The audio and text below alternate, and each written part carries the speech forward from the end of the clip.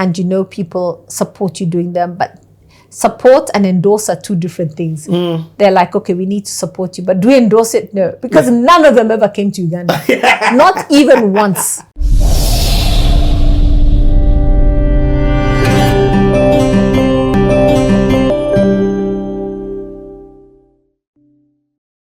CT with Patricia, video 7. Value for days. I'm loving this. I'm getting to understand the back scene, the behind the scenes of a lot of things that you get to hear. First of all, I didn't even know that you're behind Project Fame. Congratulations. That thing was, congratulations, because I know the monkey that it must have been. And then I'm hearing you from all aspects. Production of the music, going to the house, editing, videography, live, negotiating time with the media houses. That's a lot. Negotiating with the South Africans. Hey, there's a lot you are doing. Reporting again to your boss. That's a big thing. The board. Hey, the board, yes. Yeah. Where is this 100 million gone? But that injection into an economy, especially the creative economy, the orange economy. Yes. I wish more people would do that these days. I know the economy is not what it was, but it can help. Okay. Uganda, you're like, listen, me, if I'm doing it now. So now I felt my big thing was that I then decided that I had done enough of the marketing. I need to move to the next level. This is a girl who had been sitting looking at newspapers where there was just men. So at what point am I going to be really sitting at the table? Fine, you're at the table now, but you're on the side. You're not, you're not right up there and whatever else. So that's why, again, ambition. You have to share what it is you want to do, and then you have to agree what it's going to take to do that. And that's a conversation that I'd also had with my boss. And I sat down and said, you know, I've always wanted, my ambition is to get into general management. My ambition is to run businesses. Wow. Marketing, whatever you say, people may say it's a little bit, but marketing is indeed the force behind business. Because people assume that, and I said this, I remember when I was doing, becoming a CEO, and I saw some of the comments that were made, oh, you're undermining this and that. I said, no. The reality is that marketing, if you don't have a product that sells, you don't have a business. If you don't have a service that sells, you don't have a business. So in a way, marketing are the core. They're the ones who put all those elements together to give you something that forms a business. So transitioning to lead a business is a natural progression as far as I'm concerned. I say, oh, but you don't cut it, you don't have the finance, you haven't done that. I said, no, but it doesn't matter. That's why you have all the support. By the way, by the time you're putting anything together, you are doing the P&L. Of course. For that particular product. Yeah. To see, does it make sense? Is it going to pay? So that's running a business, right? A business is about all the different elements, looking at the P&L, and does it make money? You're not just spending money. You're not spending money. Yeah. So marketing in a way should lend itself. If you're that way inclined, there are people who don't ever want to go into that particular space. But I was very clear. It was always what I wanted to do. So that's where then I got my first opportunity. The first one actually that came to me was to go and run Guinness Ghana at the time. But unfortunately, because of family circumstances, I couldn't do it. And I couldn't do it because on balance, I think we looked at things and actually I would have done it. I think, to be honest, it was more my husband who felt, the girls, the this, the that, the flights weren't that regular. With South Africa, it was easy. Because there was 2 flights every day. There was that Accra, there was no whatever. And then the education system and maybe so the you're girls. making life choices now based from different aspects. Yeah, the girls, could they go to boarding school? They weren't the boarding school types, so they eventually went to boarding school, but weekly boarding, but not full time, and so that one I had to sit down and say, okay, regrettably. But you wanted it? Yeah, I'd have done it. I wanted it. I like West Africa. I wanted it, but I had to look at the bigger picture around it. I'll leave it that way. And so then the next opportunity, I couldn't say no, which was to now say, okay, but now next door, Uganda, you can go do that. Go and see what's going on. The guy had just left. And so that's why I went to Uganda. And part of it also included running. Did you go with your kids? No. They stayed here. Okay. They stayed with their father and everything else. Okay. And then I'd be flying back every weekend or whatever else. You know, I became frequent flyer, FB platinum, just from 1 hour flights every day, every week to. But I think also, with all intents and purposes, I think this is where the balance comes in. There's some things you do, you know, you're doing them, and you know people support you doing them, but support and endorse are two different things. They're like, okay, we need to support you, but do we endorse it? No, because none of them ever came to Uganda. Not even once. And I'm saying it now in public, just in case they're listening, they can know. Let them know I'm calling them all out because they never came. Not once. Nah.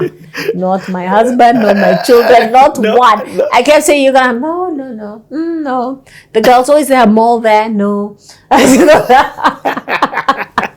Not one. So I stayed at Serena for a long time and then moved into a 2-room service apartment. Yeah. Golden Leaf, that's what I used to say. But yeah, so then I did that. And then I realized it was getting a little tough. No, tell me about the Uganda market.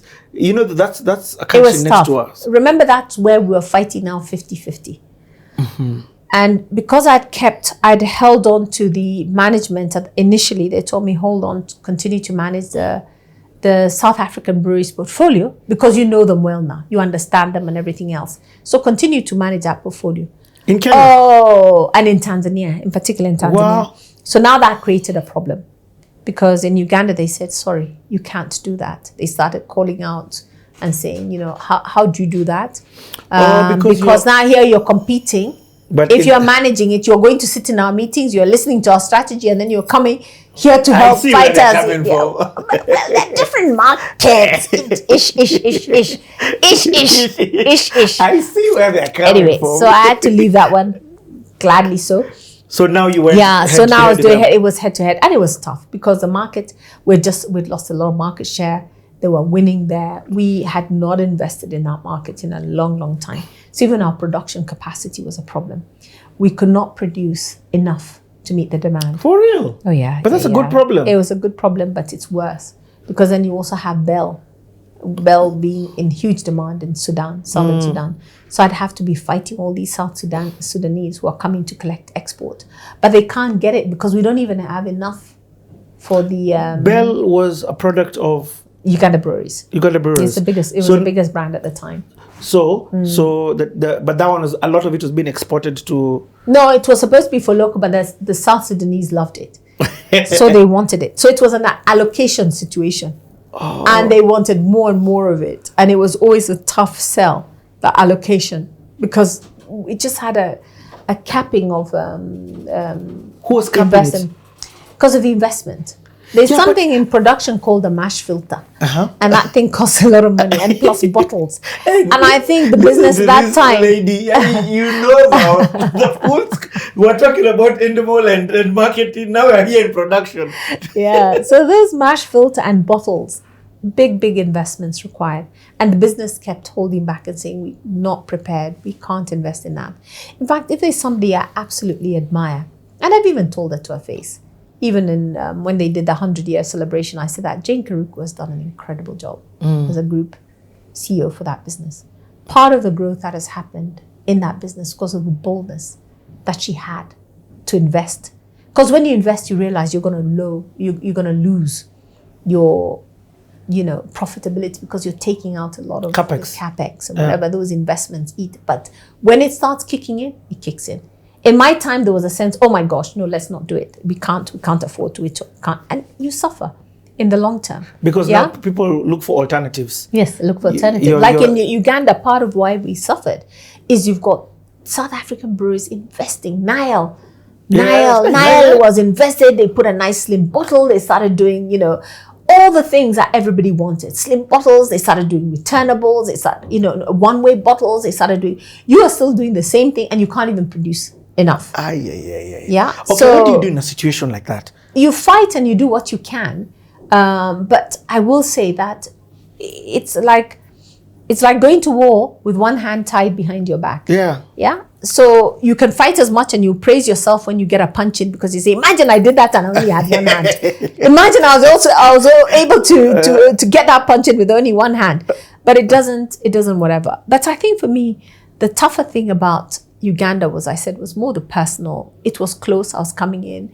The toll of trying to manage things. My girls were becoming teenagers at the time. They need their mother around. They need a lot of things. And I'll never forget, I always say there's always moments which make you make a decision. There was, you be home, love, in the afternoon. With the baby, there's those ones you back out and you know, but there's also the fact that you're calling them, and one time they said, oh, we can't tell you. You'd call one time, say, oh, okay, how are you? No. Can we talk? No. Okay, what's up? Why can't we talk? Oh, I can't tell you on the phone. No, I can't talk on the phone. So now you go through those once, twice, you realize, okay, maybe it's not tenable.